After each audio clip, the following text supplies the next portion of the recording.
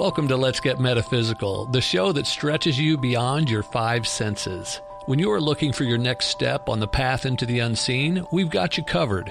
Join epic adventure seekers and level up your game with your host, reality magician Bierman. Today's episode was recorded on the Wisdom app. That's Wisdom, Listen, and Learn. You will notice that there's another person participating in the conversation.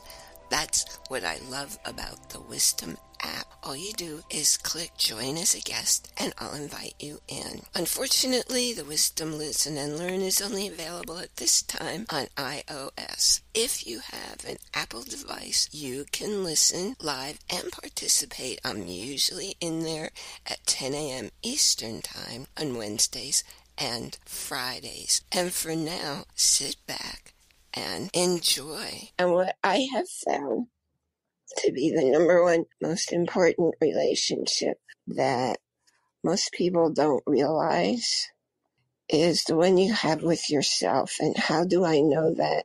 Because for 25 years of doing the kinesiology work that I do, I talk directly to the spirit. Your conscious mind's never going to be able to help to define what's keeping you stuck in your life, what's causing your physical, emotional, or spiritual pain. Can't access that through your conscious mind. So the work that I do, speaking directly to spirit, it's incontrovertible. It's absolute fact that every single person on whom and with whom I've worked in person and long distance has a disconnect with who they really are, who the true self is. I'm not talking about love yourself first. Yes, it's mandatory. You can't give what you don't have. And if you don't love yourself first, why would you expect anybody else to love you? Because it's whatever energy you're putting out there. So the relationship having, or actually not having, with who you really are in the world is that basic miss. So everything that's off in our life, every aspect of our life comes from relationship disconnects, a whole history of them, starting sometimes all the way back in the womb. And I even had one person come to me who came into the lifetime with that.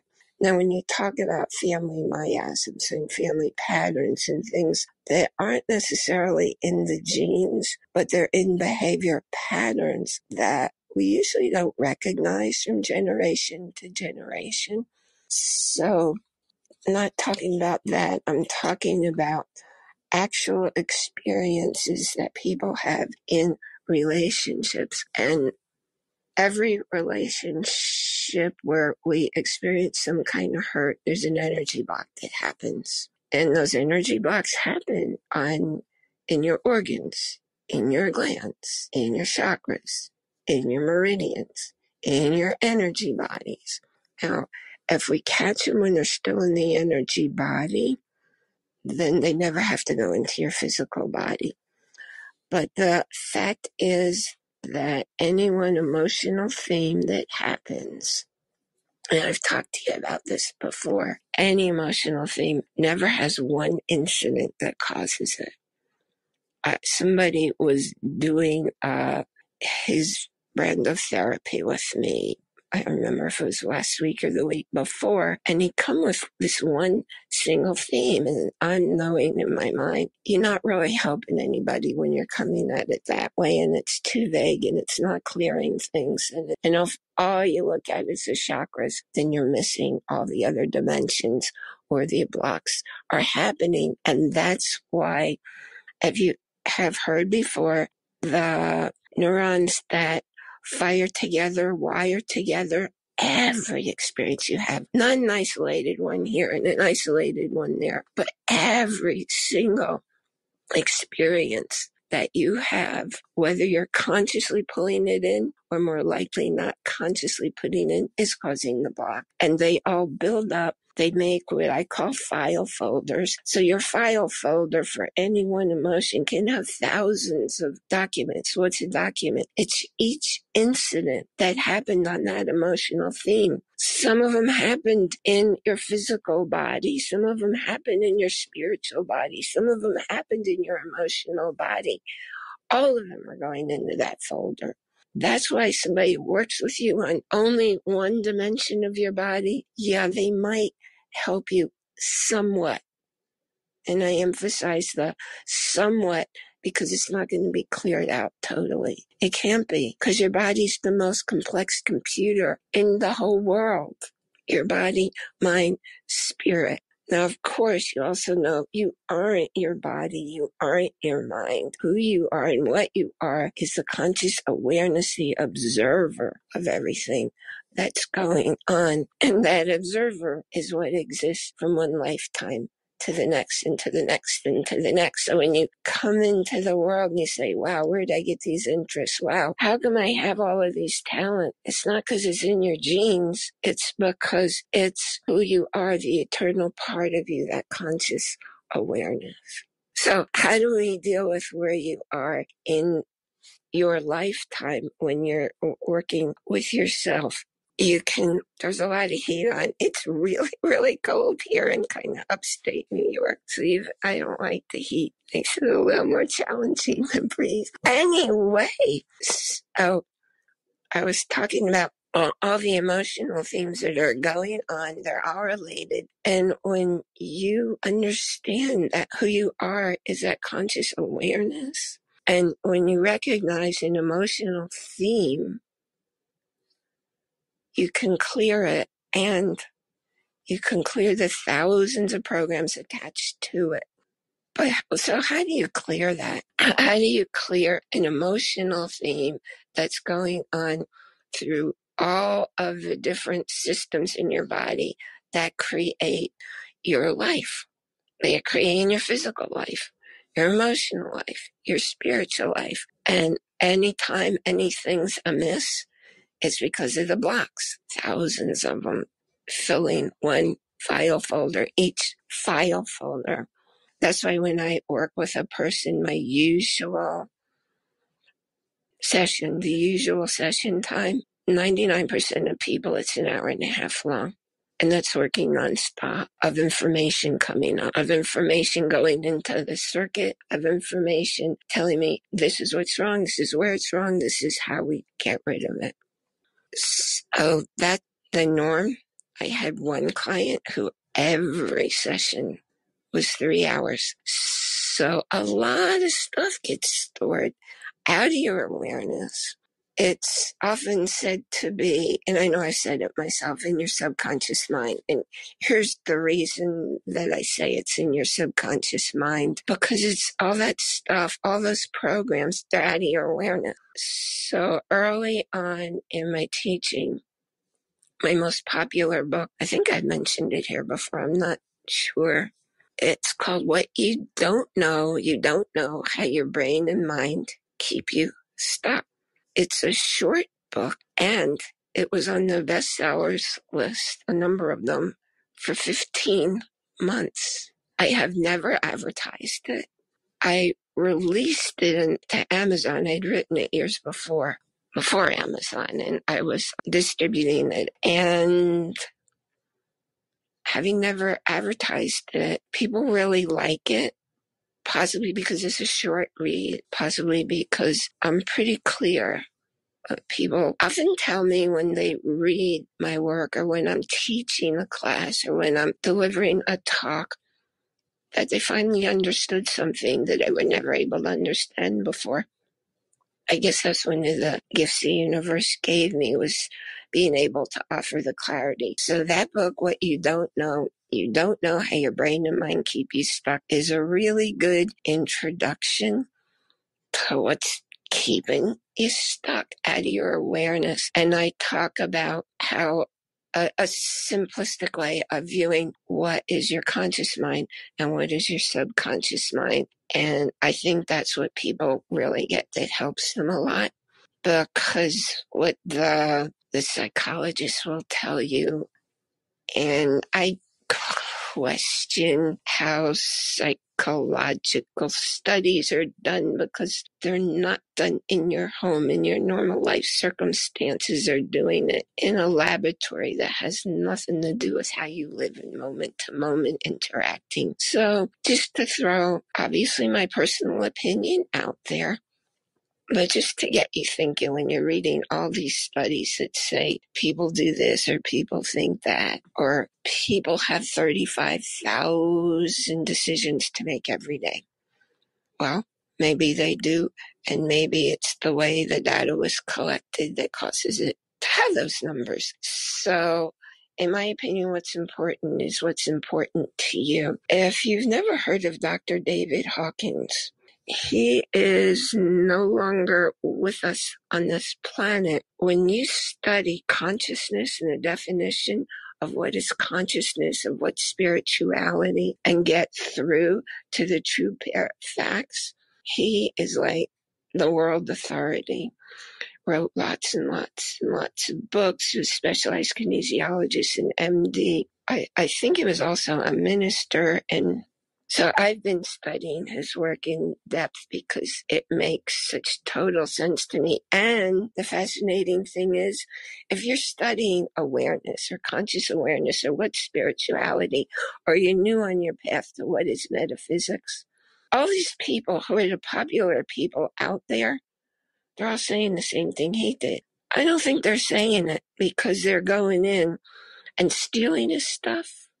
In fact, one of the episodes in my Let's Get Metaphysical Connecting Heart and Mind podcast is with someone where I went into a really, really, really deep discussion on this topic. And it's somebody really special. And I haven't released that episode yet. And it probably won't be released for another 2 weeks.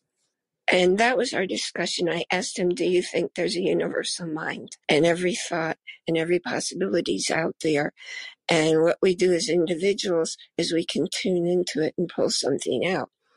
And he went through, like me, he studied back in the ancient Greeks, because when it comes down to metaphysics, it's not New Age. It's the facts of how everything has always existed. And we can go back to recorded history and find it in all the early philosophers. And this particular guest, like me, had gone back and studied the early philosophers and come up through time and studied the current metaphysicians. And by the way, if you have something to add, if you have a question, please click to join. So, okay, let's see, there's somebody here coming in. And he's joining us to be here in just 3, 2, 1. Hello. Good morning. Good morning. How are you today? I'm good. I'm catching the beginning of your conversation of metaphysics and universe mind inside you. Is that what I heard? What I was talking about, a discussion that I had on one of my most recent podcast guests, where it hasn't gone live yet, where I asked him, do you think there's a universal mind? And we all tune into it so we can pull out what fits for us. And he referred to the unified field and the superconscious and all the different names that people use for it. So that's right. what I was... Okay, so you're pulling from the universe. Yeah, and it's not the fact, if you read all the different spiritual teachers, it's not because they're copying each other. I was talking about Dr. David Hawkins, which I can't recommend him highly enough, and his work is so complex and he's so prolific. What I did was being a very avid Audible member, I went and found it's a whole collection of his works. So it's highlighting all these different aspects, because otherwise you'll be there forever just doing his books. Oh, yeah. Yeah, I could relate to that. Definitely. Yeah, so, and where I went into that is the most important relationship in the whole world that I've seen from all the work I've done with individuals is people don't know who they are, so they can't connect with who they really are. And that really is what's causing all these blocks in any other kind of relationship, in your work life, in your social life, in your health. All of it comes from primarily not knowing who you are yourself. That's my own experience with all the clients I've worked with. Right. And it truly is amazing how being here on the Wisdom app, I'm quite shocked that there are others out there believing of the consciousness of the mind as well as, the universe itself, Mm-hmm. where I have a theory, and it's my personal theory, really, Yeah. that us being human, because we are our own galaxy in ourselves, among everyone else out here, we're all like stars in the cosmos. Mm-hmm. That every time we recreate some bit of art or a novel, we write up a novel, we're either pulling from the universe that there is this place that does exist, and we're actually seeing it in our mind's eye. And Mm-hmm. we're writing this novel because it's somewhere in the cosmos on the other side of the world or the universe or however, whatever. And Yeah. we're writing it. Yeah. I believe that everything I create, I don't really take credit for creating anything, even though I say I write it or I compose it or I paint it. I know darn well that it's exactly what you just described. I know it's out there and I pull it in, and that was the discussion I was having with the person I was interviewing. It's like, I'm really creative. I mean, I've done anything you can think of. No, I agree with you. I think we're jumping on that mind wave. We're grabbing that mind string Yeah. that conscious thought that's floating through space or time or however Yeah. you want to describe it, Yeah. and we're picking up on that reading of, like, to us it's like reading a book, and we're gravitating towards it, and then once we start to explore it a little bit more, then we realize, wow, this is a reality.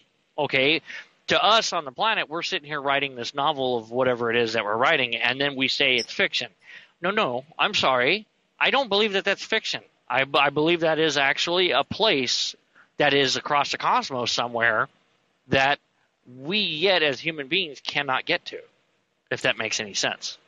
Of course it makes sense, but I also, because I study nature and plants are actually very superior to us. And if you can stay and watch a plant for an hour, you'll see how it moves. You'll see how it climbs a wall. Like, how the heck does it climb up a concrete wall? What is it, or a wood wall? What is it grabbing onto? You can't see surfaces. But the experiments that have been done show that the communication between plants is instantaneous and goes across light years, which is far superior to what we consciously do as humans. That's interesting that you say that, and that's a possibility that might be the communication similar to the telecommunications that we're doing through the airwaves at the moment right now. Yeah. That could be that the plants are picking up those strings of communications that are in the cosmos across the world or the universe, and then yet we're picking up on that string, but the only reason why we're picking up on the string is through the plants. I never even thought about that. Yeah. That is very intriguing. Everything that's in your life, including your plants, including your pets, everything is there, not by accident. You learn from your plants, you learn from your pets. I had, was actually my spirit guide, and he still is, even though he's not here anymore. He was a cat. He was a spirit in a cat suit. And, really stupid vet did something to him that made him deaf. And even though he was deaf, and we had the most extraordinary communication. He couldn't hear anything, but we communicated with each. We didn't need to have a sound to communicate. And there's so many studies done on plants where they have mechanisms and they'll duplicate them hundreds of times. So if you look for books on the secret life of plants or the secret wisdom of nature, you'll see all those studies and you'll see what I'm talking about. Oh yeah, I know exactly what you're talking about. I've experienced it. Yeah, if you let yourself, you really open your world. So when I'm talking about knowing who you are, what I'm really referring to is who you are, that eternal spirit that goes lifetime to lifetime, and how you are in your current body. That's your vehicle to get from point A to point B in your soul growth. So knowing what is everything in your world and what you're attracting and why you're attracting it, because only with awareness do you get the full picture of, oh, all of this is contributing to who I am. Right. I have two cats that I did not necessarily wanted. I lost my one cat. She had passed away. She grew old and died, and it was a little sad. And then my wife was like, I really miss our baby girl. I'm like, I know. Are you really wanting another cat? She's like, well, yeah, it would be nice. I'm like, well, be careful what you wish for, because she may come back again. And all of a sudden I had this little black cat with green eyes show up out of nowhere as a feral cat. And I'm like, oh, wow, okay. I had to literally trap him and catch him because he was a little baby, like a kitten, and wild. And he still is wild, even though that he's a feral cat. He's not, he's his own being, and I don't stop him. And I brought him in, and he's like a warrior or something. He's a trip. And every time someone new comes to the house, he stares at him, and those eyes look right through everyone. And his eyes are about, huge, solid black eyes. And everybody's like, oh my God, what is wrong with your cat? And I'm like, well, there's nothing wrong with him. He's just watching you, making sure that, he can trust you. And they're like, he's not going to attack me, is he? Well, don't do anything that you're going to, don't attack him. Don't make any sudden movements. Don't be aggressive to us, and you'll be fine. You be aggressive to us, he's going to attack you. I'm laughing because I had a friend who was a very high anxiety friend, and she had a cat who was a high anxiety, and cat would hide in the hallway, and you'd be walking by, and it would attack you. Yeah, jump right out and just grab you as you walk by. Yeah. Yeah. I like cats a lot. I prefer cats more than dogs, really. Me too. If you want to come back, let me know.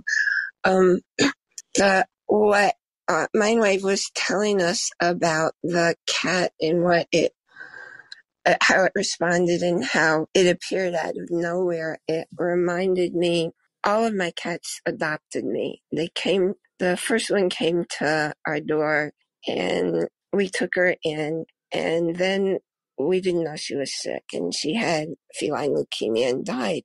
And I was really sad because I really communicate with cats. And at one point, my husband at the time said, there's a cat adoption today. Let's go to it. And I said, I don't think I'm ready for another cat. And he said, well, come on, we'll go. We'll see if there's anything there. So I walk in, and there are these two cats, and they were different breeds, but they were racist brothers. And they reached out and grabbed me. Now, here's what's extraordinary. I mean, literally, they physically reached out with their paws. So he took them home. And when I got them home, my first cat, Samantha, she and I had created these really neat games. I think cats may be more spiritually developed, in some ways smarter than we are, from my experience with my cats. So we had these really fun games that she and I made up, and sometimes I made them up, and sometimes she made them up, and she made it clear. She always made it clear what she wanted me to do for her. So I missed her, and I brought these two cats home.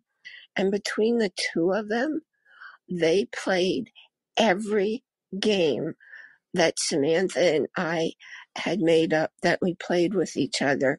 So I knew, I had no doubt at all that our spirit goes on when the body's gone. We're not the body, because it was clear that Samantha was here. And the other thing that happened is, after Samantha left, the house felt empty. If you're sensitive to energy, you know what I'm talking about. the house just felt kind of dead. And my kids were grown and gone by then, were they? Anyway, when I brought those two cats in and Samantha's behaviors came in those two cats, the house was alive again. And I knew her energy was there. And she didn't stay. She left. It was like she came to teach these two guys all the stuff she wanted them to know. And then she left. The house never felt dead again. So imagine extending that into completing who you are. Hold on, I think he's back again. Okay, so let's continue with what we were talking about then. Yeah, I wanted to add with the one cat that we had, and we named him Binks, which was after the movie Hocus Pocus, if you've ever seen it. And then we had another cat about a year later, a baby cat that was hanging around, and I swear to God that they were brothers. My cat as well as this other little black cat, and he two different personalities. And the other little black cat, we named him Thackeray, so we got Thackeray Binks, which is really, really kind of cute. And they're both black cats.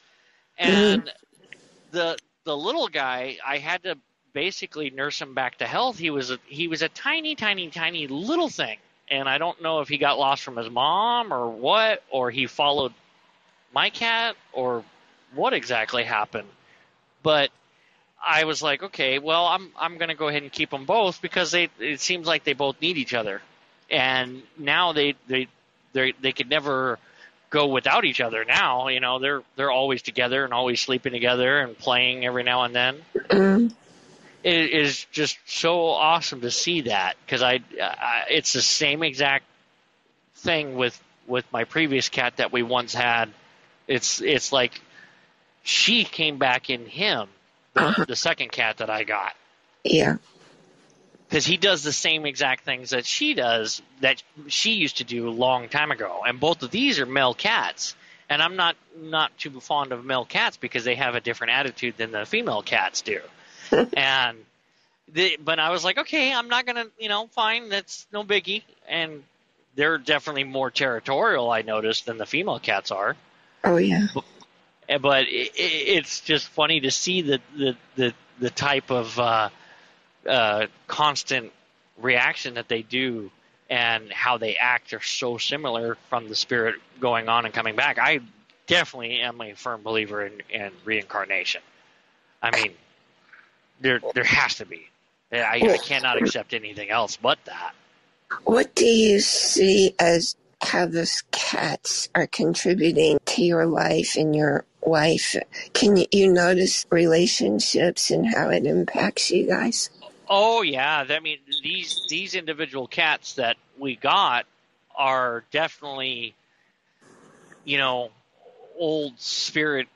I guess say spirit guides, or some form of a relationship between them and us. I can't quite put my finger on it. I'm not sure if it, human existence. It seems human existence because I can talk to him like a normal human being and go, no, we're not doing that. You just got into a fight. You're not going outside. You're grounded. I told you, you fight. You're not going outside. Simple as that. And he gets upset with me. And it's like, no. And he knows what I'm talking about. He ain't stupid. And it's like, come on, you want to eat? Come on. You're going to eat, or you're going to sit there and want to go outside? And he's like, okay. And then he knows what I'm saying. So there's definitely some type of deeper spiritual connection there that goes beyond the physical realm, for sure. I can't put my finger on exactly who it is or what it is. You know what I mean? Does it matter? No, not at all. All I know is that I know him. He knows me very well. I had an experience that was very interesting one night. I was pretty shooken up. There was a loud noise around my house and some sirens and cops and some stuff was going on surrounding my house. I jumped up in the middle of the night out of bed, and I just having, my skivvies on, I kind of ran out into the living room, and I kind of like standing there like in a defense mode of getting ready to attack whatever is outside my house wandering in, and my cat is literally in front of me in a position where my cat is going to attack with me, and I could not believe that. I was beside myself that my cat was in front of me. It wasn't going to be me in front of him. It was him in front of me, and whatever was going to come through the house had to go through him before it could get to me. And that was a very surreal experience, that my cat was on guard mode. And then the second one stood on the other side, more behind me, and was kind of watching a little bit on the back outskirts. So it was a weird kind of, I guess, like a military type stance. Like, you had your peons, and you had your lieutenants, and then you had the captain, and then you had the soldiers, and that's what it felt like, in a way, of a animal type environment, of an alpha and a beta, I guess. Yeah, I'm waiting for your book. That sounds like it made a great book. An alpha and an omega? That whole incident that you just described, especially if you could figure out a way to write it as a children's book so it wouldn't be threatening, but just for the experience. That's what I'm seeing. That would be a very, very interesting book. Yeah, that's what I'm saying.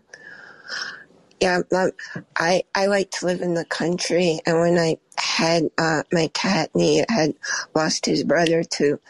Well, see, this is interesting, too, because he lost his brother to a brain tumor, and I had a brain tumor. So,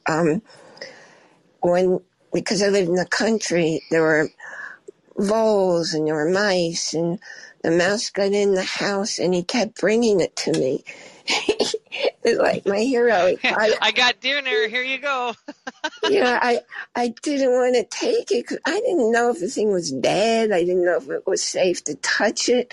And he'd just be standing there with it in his mouth for the longest time. And it's like I got a waste paper basket. I told him, drop it in here. But he didn't know what I wanted him to do. He wanted me to take it. So after a while, I don't know if he had to take a breath or what, he dropped it. But then don't you think he went and got it again? So, yeah, I'm sure he was taking... Oh, he always took care of me. He did the most amazing things even after he left and his spirit was back. Oh, he did really funny things to make his presence known. Until I talked to him, spirit to spirit, he told me what his name actually is, because he isn't actually a cat. He was just a cat in this lifetime. Yeah, and my wife is completely afraid of mice. She is definitely afraid of mice. She does not like mice at all. And my boys will not bring us mice. They won't bring us lizards. They won't bring us mice. They won't bring us any of that, which is really interesting because that's not normal for a cat. Usually a cat will bring an offering. They always bring an offering of something that they caught and killed, or it's like, here, I'm giving this to you. These boys don't do that. They will not do that, actually. And it's quite shocking. Those cats are highly spiritual. I believe all cats are spiritual, but your cats remind me of mine, and it's like, wow, definitely a book to explore. Yeah, I'll have to try to see if I could do something like that. Yeah, I actually wrote a book about my cat when I lost him because he was so phenomenal. It was so clear that he was here to support me. And he had, at one point after the vets hurt him, because the vet actually caused brain damage. And, it didn't just make him deaf. It was really sad what happened at first. And a number of cat whisperers said, he's near the end. And it looked like to them he was, and one of them was a really good friend of mine. She said, he's going to be dying soon. And I needed him, and he knew I needed him. And he came back to life. Like, he was 17 years old, and he was like an 8-year-old, and he was frisky and strong and all that, because I needed him, and he responded to me. Wow. So that's why I tell everybody listening, your pets come to you for a reason, just like your kids. And I'm just thinking, because kids choose their parents because they want to have particular life lessons. So you choose the family you're going into.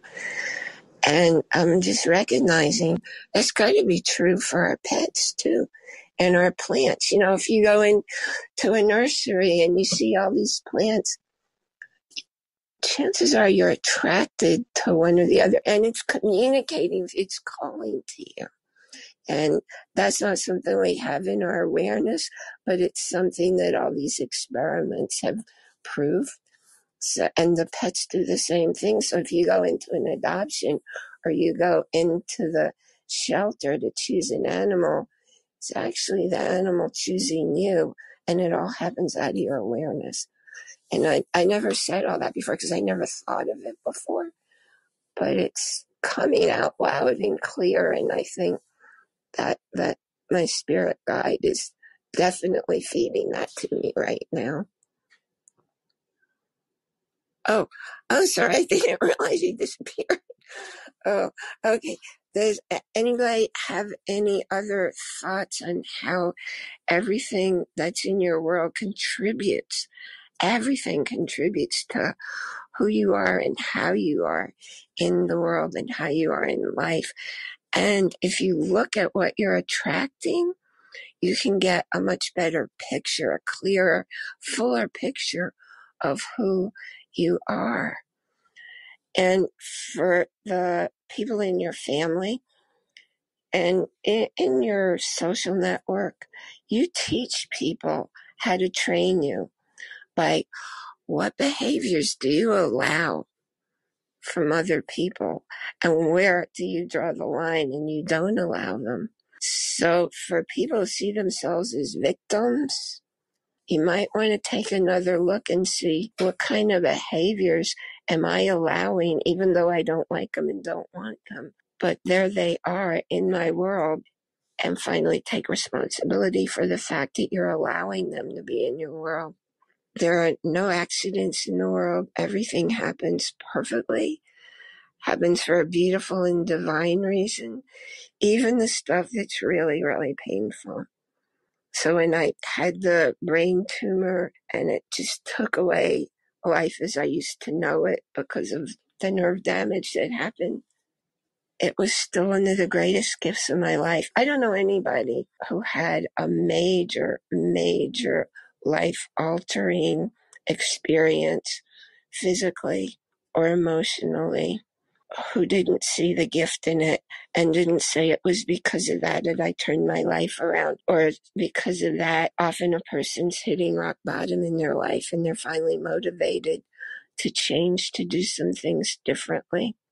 Now, when I worked in crisis care and I was in mainstream psychology, yeah, I saw a lot of people who were stuck, and they blame pretty horrific circumstances, which, I mean, I knew what they were because that was the work that I did then. And there are some parents, but it's not just the parents. Look at all the people out there who are in domestic violence situations. There aren't any accidents. And everything's in our energy, and we always have choice. And the way a domestic violent perpetrator controls a person's mind and they brainwash them, and it happens so subtly that it's easy from the outside to see what's happening, but the person who's the victim very rarely sees it.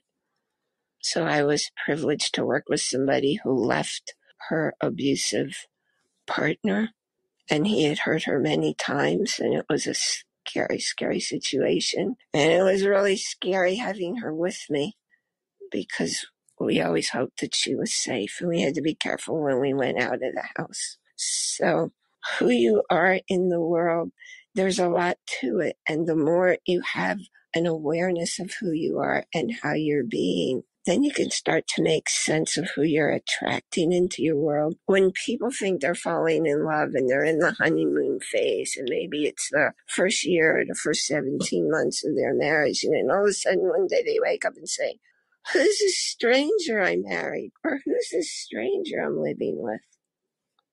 And you don't understand what's going on. The way people are actually attracted to each other, it's out of your awareness, but it's in your energy, loud and clear.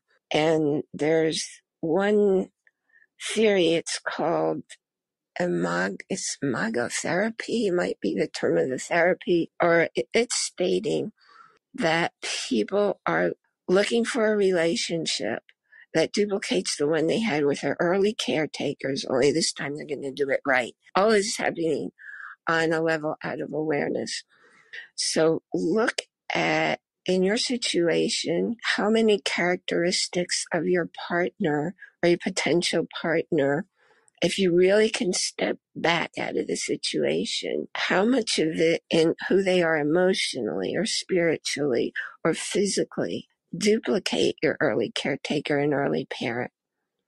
And that's why people who go from relationship to relationship to relationship, from marriage to marriage to marriage, it's because they keep attracting the same person because they have that same energy in their energy, and they're looking to attract the person that has that other same energy. And the person might have a different name and a different face, but it's really the same person. I knew a couple who, after they got divorced, the guy remarried, and I was in shock when I met his wife because she literally looked like the first wife. She sounded like the first wife. And I'm guessing that she was like the first wife in many other ways.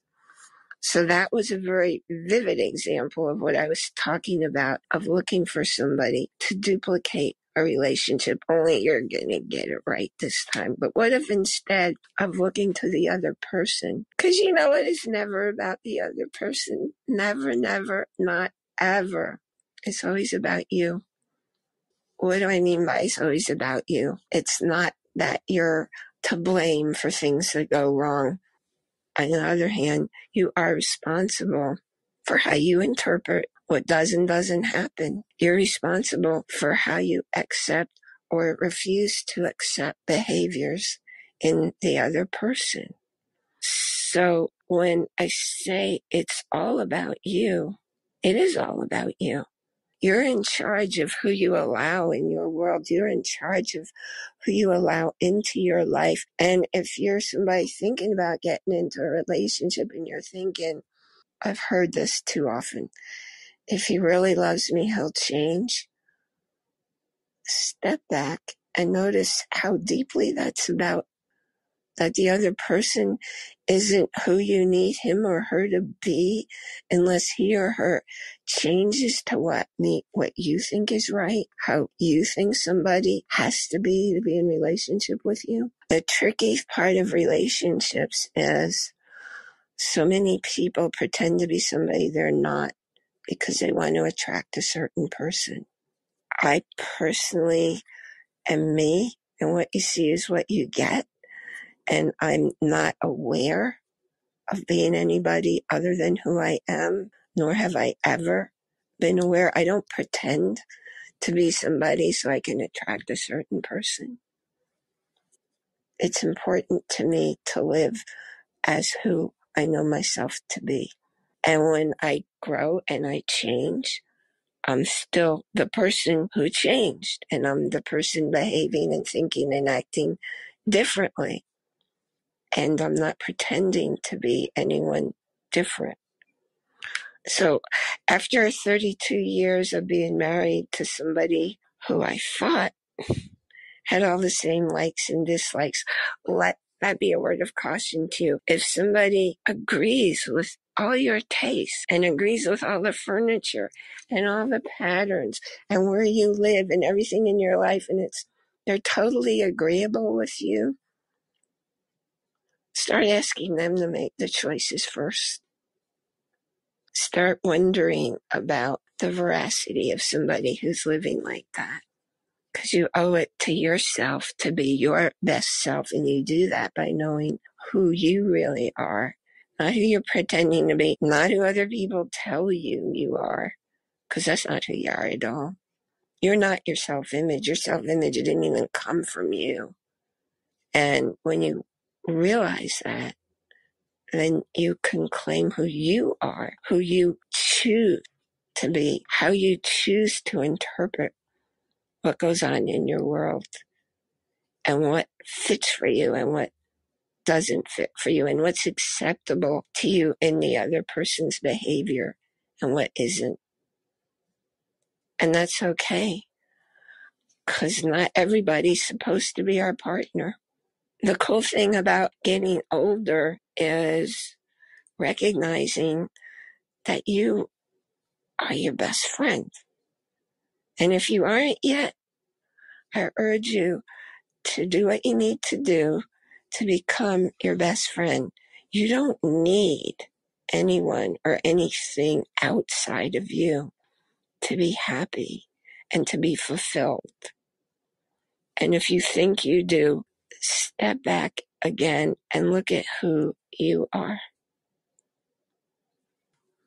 When I teach that, when I'm teaching a relationship class, and I throw it out to the people attending, say, what's your most important relationship?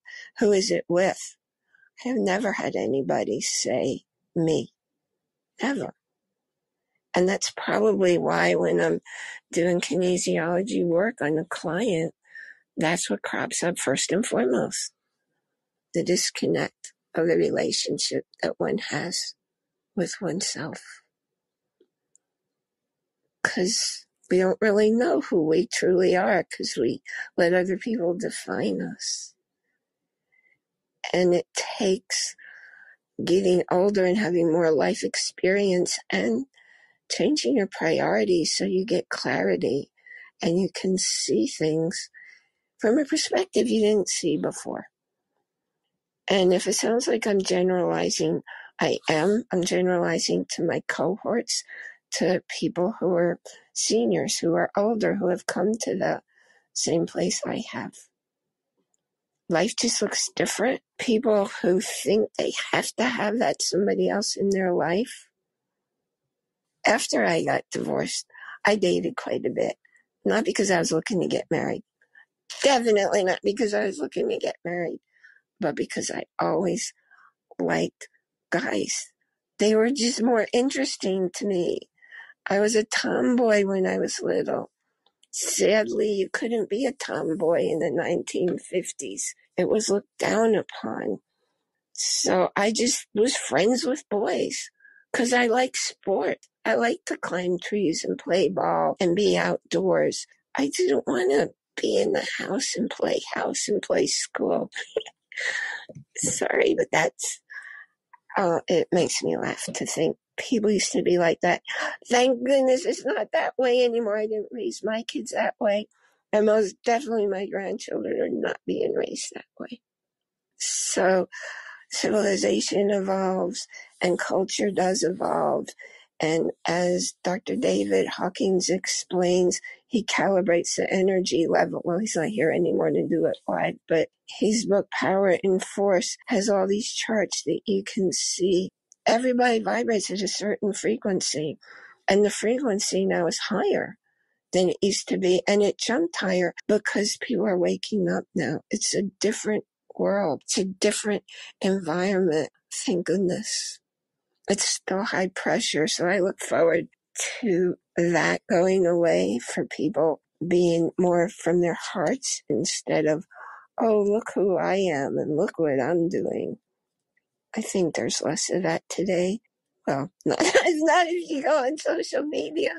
You're going to see a bunch of people who aren't really living the lives that they share with you as their true lives.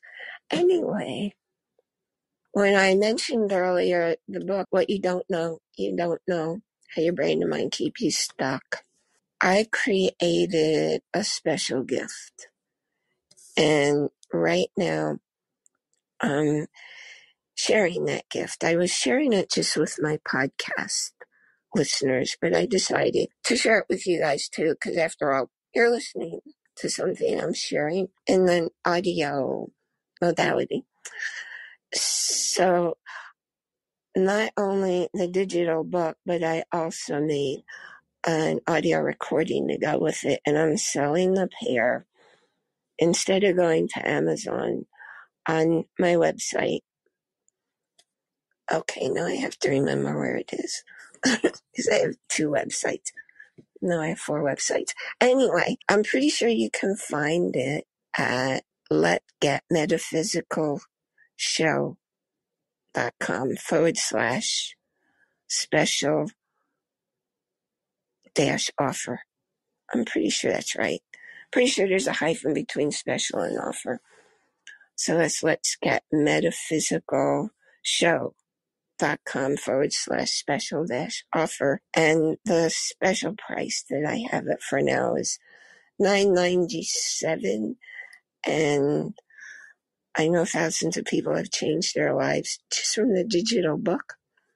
And I decided to add the audio to it. So go ahead and grab it while it's still there. I'm not sure how long I'll grab it there, but I definitely want people to move into a happier place and more clarity, especially this holiday season, to finish out your year powerfully, knowing and loving who you are.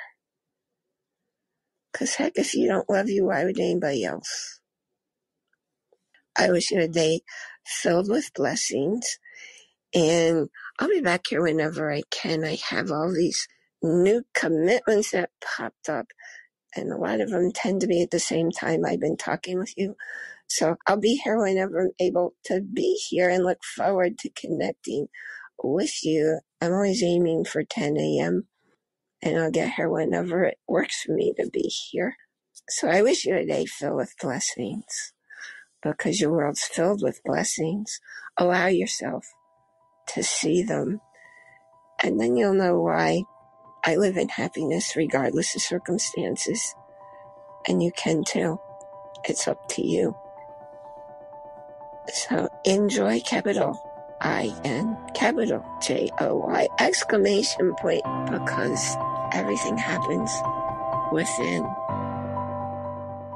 You've been listening to a talk on the wilder side. Thanks for tuning in to Let's Get Metaphysical. Be sure to subscribe so that you don't miss a single episode, and while you're at it, please leave a rating and review, and be sure to share it with your friends. Tune in every Monday for more exciting insights and wisdom on life beyond your 5 senses. Until next time, take a small step in a new direction. Start now.